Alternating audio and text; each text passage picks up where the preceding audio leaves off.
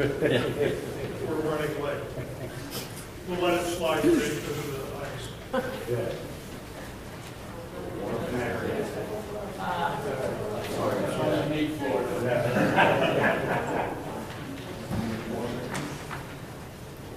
Well, Shannon, Turning Wood are headed south tomorrow. They're looking pretty smart. No, 28. Oh, We're having Thanksgiving in our house. oh, yeah. When were we? Can't get rid of that quick. 2 o'clock, if anybody wants to come. I'm going to remind you that there are a couple sign-ups on the back table.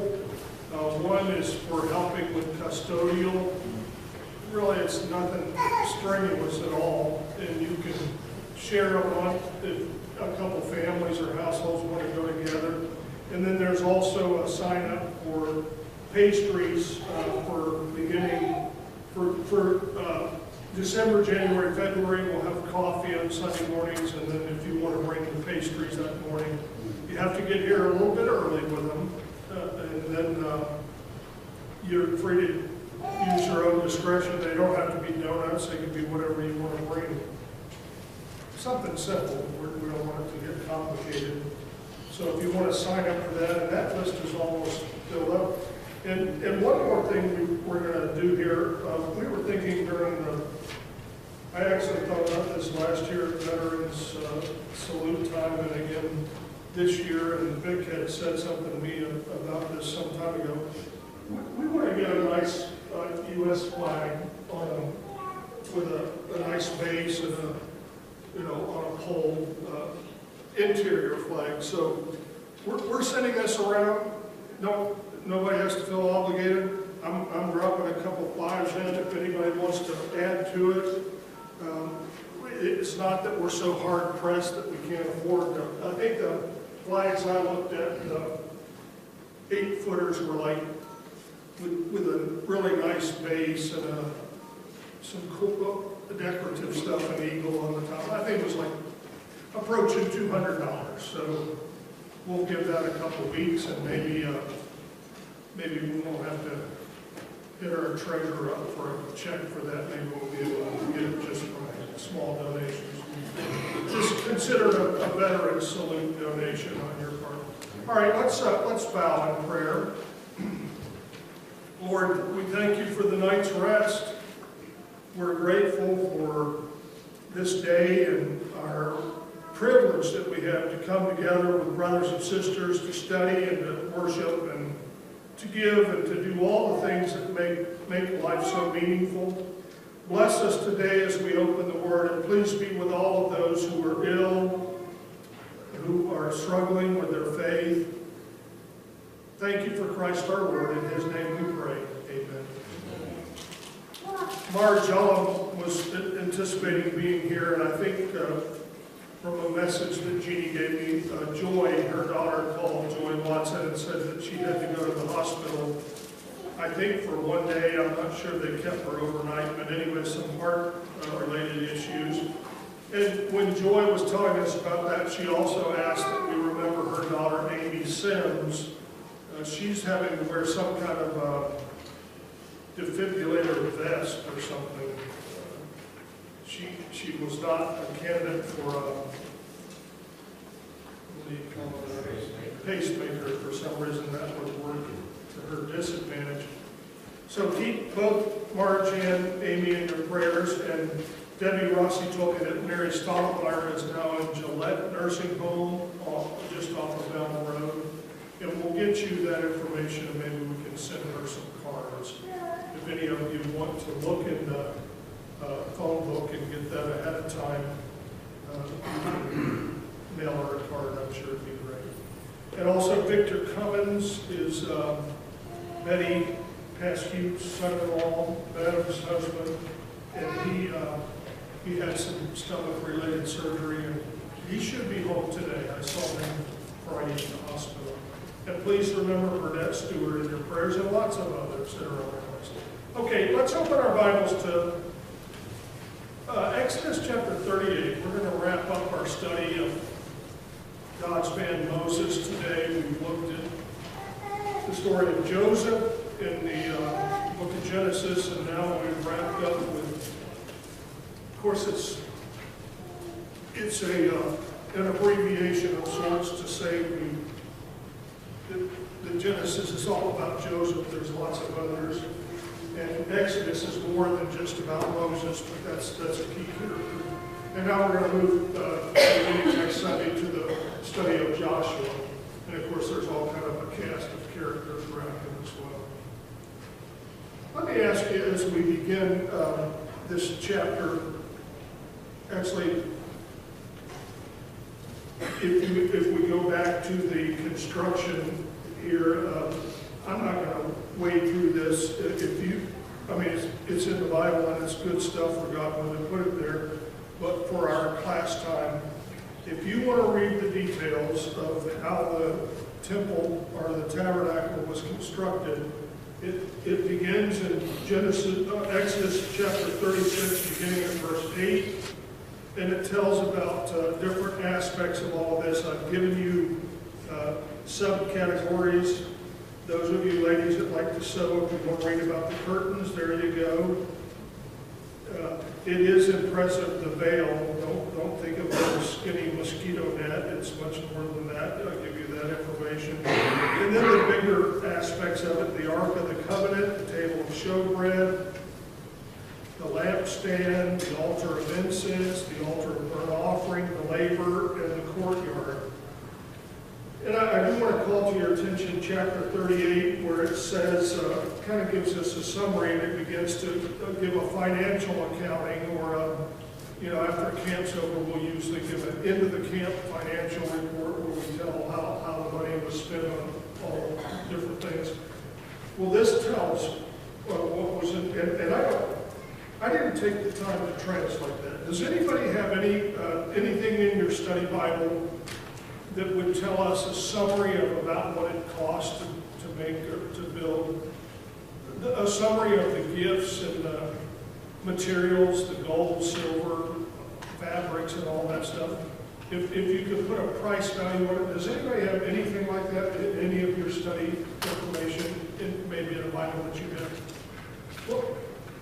Well, it was up there. If we just look at verse 24. Chapter 38. All the gold that was used for the work and all the work of the sanctuary, even the gold of the wave offering, was 29 talents and 730 shekels. They had a good bookkeeper here. Now, the thing here is to translate that into language that we understand. So maybe I should have spent a little more time trying to give that. No one has any information to share on that. All right, I'll try to look up. But for the sake of discussion, this was an expensive undertaking. Nothing was second rate about what was constructed here. It was to be made to be mobile. They're not in Jerusalem yet, and this is a temporary structure. But it is when we were a child in Pensacola, our families, my mom's relatives, we would all of us, a bunch of us cousins, I started to say hundreds of us, but not that many, but just a bunch. My Uncle Buddy, who's a collector of everything, he's kind of a junkmeister, he had this huge tent. As a child, it seemed like it was as big as this room. I'm sure it was nowhere near that big. But it might have been as big as this, all of the chairs. I think you could put all this underneath that tent. And then maybe even bigger. It was a big old army thing. I don't know if we got it from a surplus, but this was back in the days when you could, in fact, my dad had an old truck that he made into a beach buggy with a flat bed on it, and we would let the air out of the tires, and you could drive right out in the sand. I know it sounds a little bit Beverly Hillbilly-ish, but so all of us would set up this huge tent, and basically the rooms were divided inside for the different couples or whoever, and then Us kids, a lot of us slept outside under the stars, right on the beach. And my dad's beach buggy, we'd go down the beach up and down, and it was the kids' job to jump off and pile on driftwood, and then we'd have a fish fry and all that stuff. But this tent, as a child, that's my point, it just seemed, it had a little tent at my house in Ashtabula after we moved up here, but it was monkey time. This was a gigantic tent, the biggest tent I'd ever been in, other than like a circus thing. This is nothing compared to what we're talking about here. This is, if you want to call this a tent, look at the back of your notes. $57 million. How much? $57 million. $57 million for a mobile, For the description in excess of the tabernacle. for a portable tent. That's our money today, the equivalent. Thank you, Maggie, for That's that. someone's opinion, you know, they give a whole explanation on the cost. Very good. See, those little smartphones are helpful, aren't they? So, here's my question for us. Is it wrong to, Jeannie and I, when we went on a little trip over to England years ago, we went in some just amazing structures. St. Paul's Cathedral in London. And some of you have been to other things like that, and you just, well, there's even a place in Youngstown with Jack Simpson and I used to go to chicken church, we call it, St. John's Episcopal, and they've got Tiffany stained glass windows. It's just something when you're in it. I mean, and some of it, I'm thinking about when they broke ground for that Crystal Cathedral, out on the West Coast there, with Robert Schuller and everything.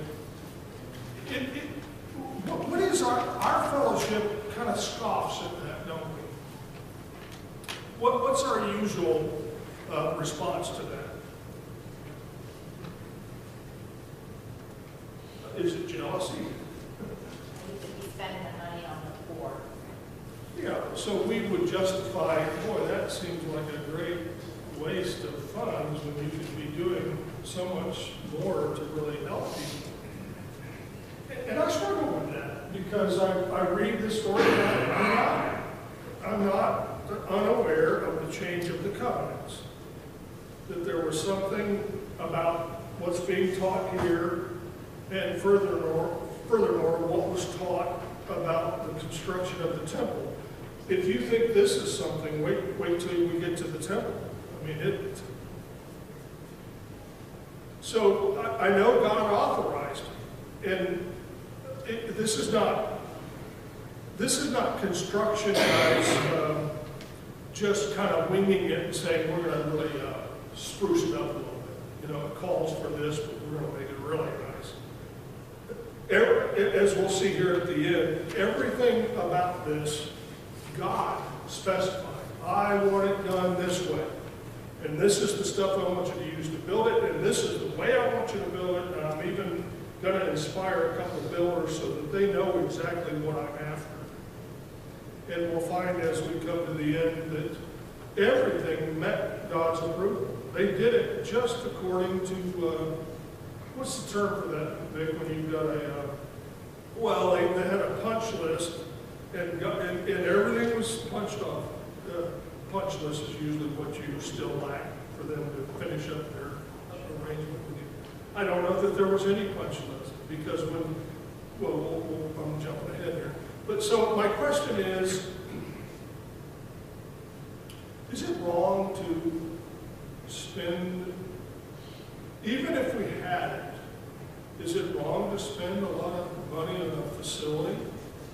Is there anything about that facility that can elevate our thinking, or is that carnal? Anybody comment on that? Depends on what the building's for, isn't it? If I'm it's talking about private, a house of worship. Yeah, house of worship. would it, is there something to be said for, all of the ancients in days gone by who have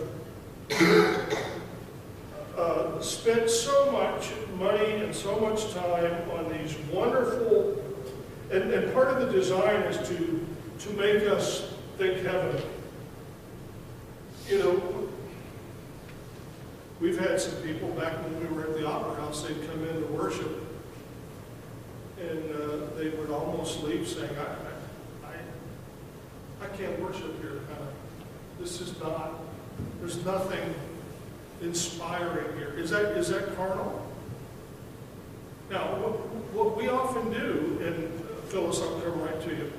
What we often do, and I think this is legitimate, we sometimes, rather than, whereas the religious world as a whole seems to lock in on this stuff, like this wonderful tabernacle and this magnificent Jewish temple that we're going to read about sometime later, and they say, now that's the way to give God glory. But what do we find when we encounter the early saints in the first century in the book of Acts? And they're renting the Hall of Tyrannus, which was very much like the Opera House.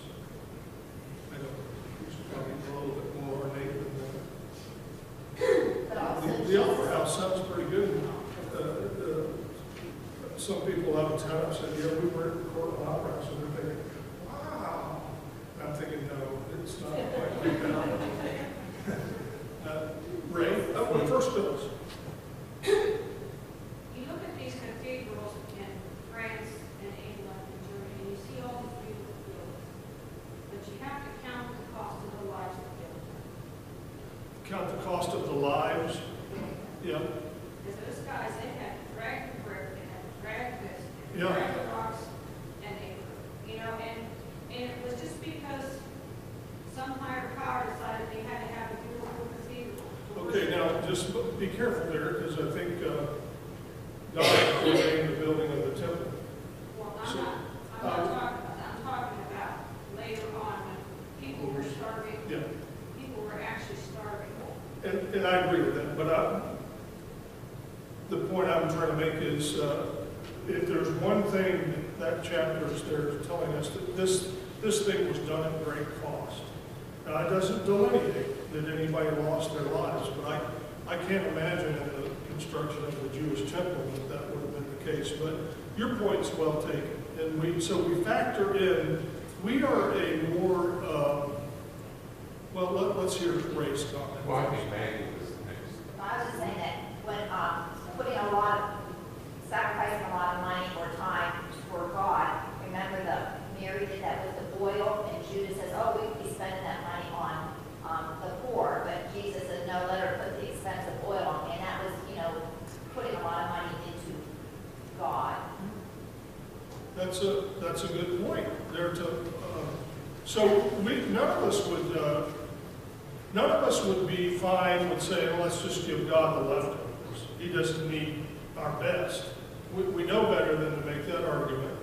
But we also know that there is a simplicity to New Testament Christianity compared to the elaborate, what terms could we use to describe the Jewish? So much.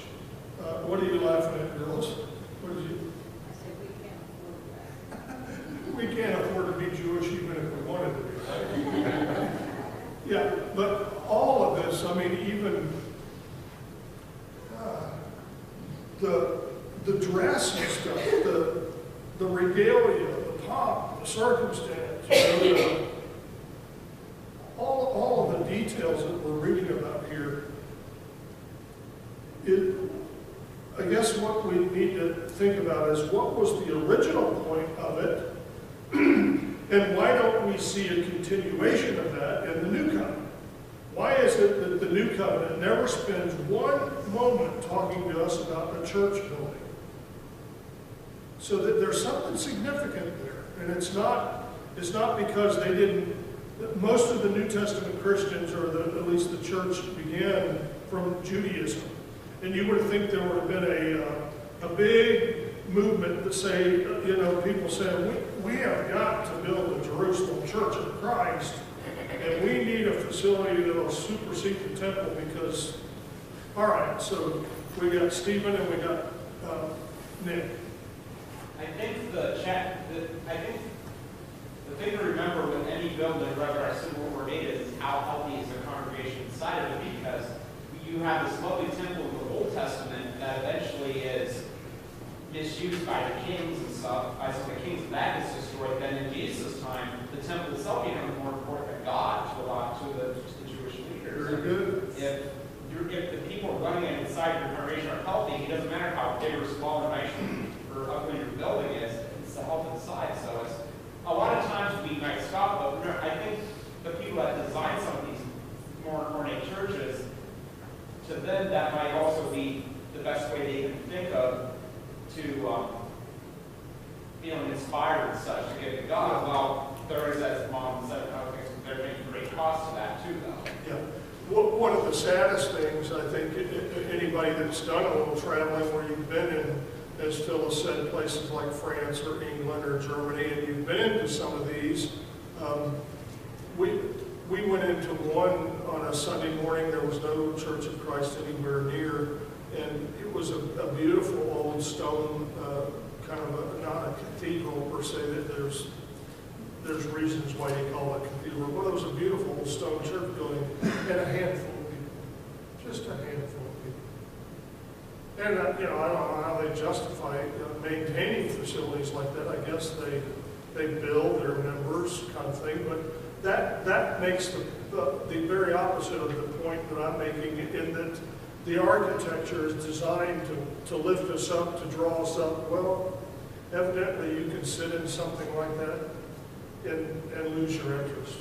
So we can oversell the idea that there's that you can oversell the price of the architecture as being a drawing card, because there are a lot of cathedrals spread all across the world that on a day of worship they're just occupied by a few people. Nick? I'm not sure, and maybe I'm wrong with this, but I don't know that picturing the early Christians as being, I don't know whether to be poor or not having nice places. I mean, we got to go visit like the Corinthian church, and it was unbelievable. They laid out the foundation and stuff to it that you can see now. It has baptism in it. It is a massive, huge structure. It would have been unbelievable by today's standards. It was the Corinthian church building? Yeah, the foundation of it was is still there. You can see the ornate marble and stuff in the ground that they've uncovered through all the archaeology and stuff. Okay. So maybe not necessarily, or at least we're not told about it in the scriptures. In fact, don't we get the idea that they're almost a house church? Is Phoebe, is it, I'm thinking 1 Corinthians 16, or am I mixed up? Anyway, I'm sure there's an evolution that's taking place from the first century days as the church grows and matures. They were in a lot of hardship. The Jerusalem church, as we saw in our study last Sunday evening, the Gentile congregations took up donations to send them to help out with the poor. But Nick, your point is that there are places where they did build nice churches. It's not like they were just desert dwellers, but they just went back. Yes, there was like this diaspora in there, but there is something too when they're able to. There were nice churches. Okay, well, I was never privileged to go on a archaeological tour to Europe as a Harding student like Nick was. But what an eye-opening experience that was for you, and it allowed, and the professors have done so much research on that. So I'm working from the premise of what we read in the New Testament, that the early saints didn't.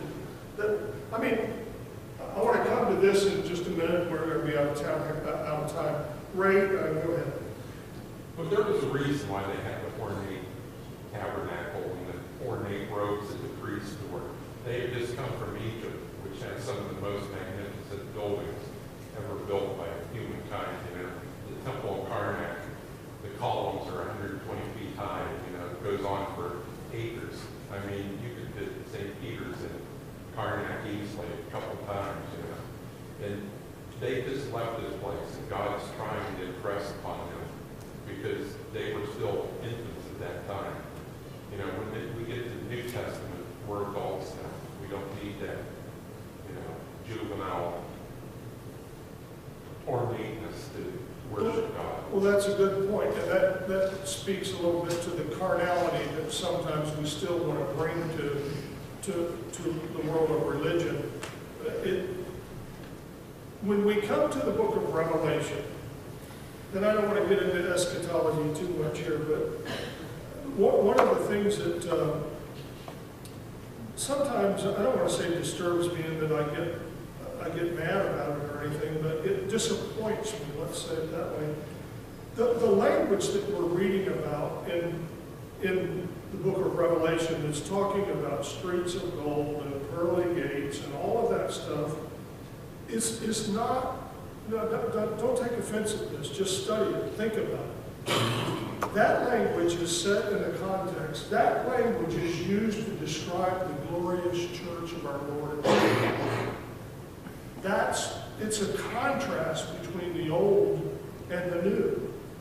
And everything that is being revealed there in the book of Revelation, it does have a time tag on it. You know, John, the book opens by saying that he's going to be told things which must shortly take place. It's not descriptive. The language that we read in Revelation 21 and 22 is so, it's meant to make the temple pale in comparison. If you thought God's presence in the temple, the Jewish temple, was something, you can't imagine what it's like in the New Covenant. That's what's being said in the book of Revelation. And it is so superior, so marvelous in every way. So let's not think that, okay, the Jewish world was so sophisticated, so full of all of this wealth and all of that, and now we're in the paltry little church. This is a glorious place. And I'm not talking about the building here. I don't care where we would be meeting. We, like the early saints, could be meeting in catacombs, which were underground burial vaults. And it's still a glorious place because God is with us. That's part of the point, too. All right, we're going to wrap it here with a couple more comments. Vic and then Phil. Well, the tabernacle was the place that the Jews would meet God. It was the meeting place. Under the New Covenant, it's a temple not built with hands. So what he's saying is God is everything, like you just mentioned. Where three or more gather in my name, there I am also.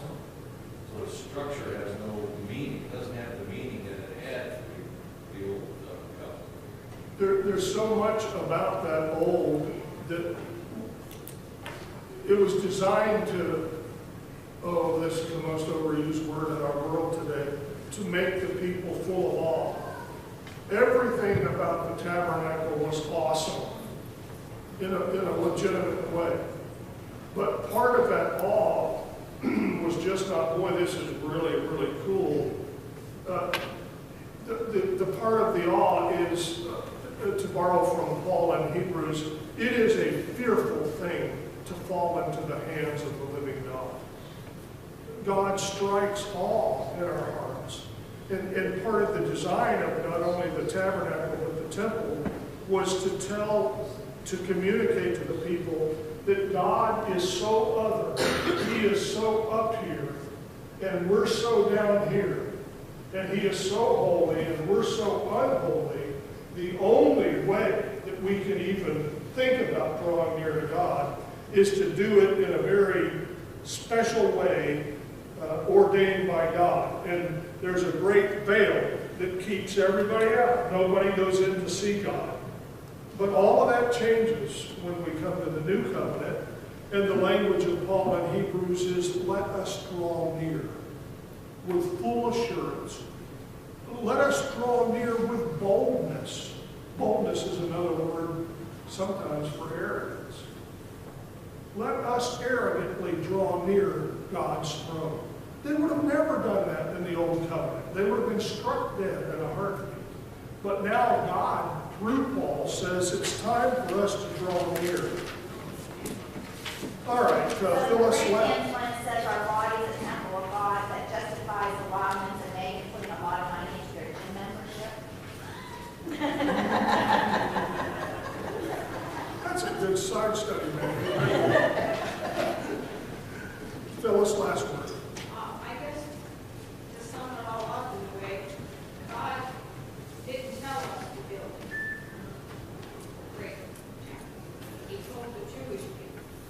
They're the only ones he told. He didn't tell anybody else in the Bible to do something.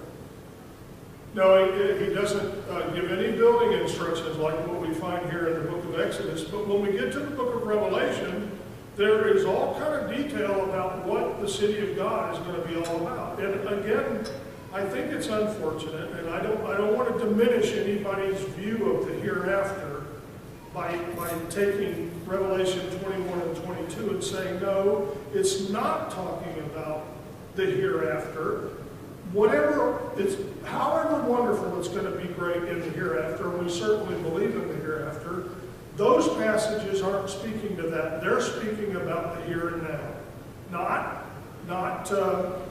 Not in a carnal sense, but in the sense that we are now invited into the presence of God, and what a glorious thing it is. Superseding anything that you've ever, if you thought the old temple was something, welcome now to the presence of God. That's kind of what the book of Revelation is saying.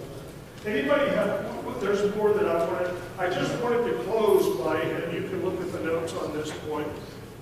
Over and over, which chapter is it? Chapter 40? When it ends up, time and time again, it says, will someone read for us verse 16? We'll close on this note. Chapter 40 of Exodus, verse 16. Somebody quickly. Thus Moses did according to all that the Lord had commanded him, so he did. Moses did everything just as God commanded him. And then all throughout the rest of that chapter on various items, this is redundancy gone to seed. Over and over again. Let me just show you how this ends up. Look at verse 19. And he spread the tent over the tabernacle and put the covering of the tent on top of it, just as the Lord God commanded him. Verse 21, and he brought the ark into the tabernacle and set up a veil for the screen and screened off the ark of the testimony, just as the Lord had commanded Moses. And on it goes, all of these specifications, and it keeps telling us he did it just like God told him. Now, you take this home and study. Some people have the notion, which I think is a real corrupted understanding, that somehow now that we're under a covenant of grace, the details don't matter. And so they really poo-poo the idea of how we worship, whether we use instruments or not. None of that matters to God. Whether we sprinkle or immerse, we're under a covenant of grace. You know, that might have mattered in Old Testament time. It doesn't matter now. Worship God on the first day of the week, whether we commune or not, it's up to each congregation to decide, you know. I think that's a mistake in understanding. We don't go through all of this in the Old Testament and keep reading that it matters that you obey God. You better do it just the way God said. And then all of a sudden, we come to a new covenant where it doesn't matter anymore. Well, that's ridiculous. Who would make that argument in their right mind? We are under a covenant of grace, and we're going to make mistakes, and that's where the grace covers us. But the grace is not a letter in advance to go and do it any way you want. Vic? Romans, we're told, should we continue to sin so that grace will abound? Yeah. No. Yeah. All right, thank you very much. Joshua, next week you see your assignment.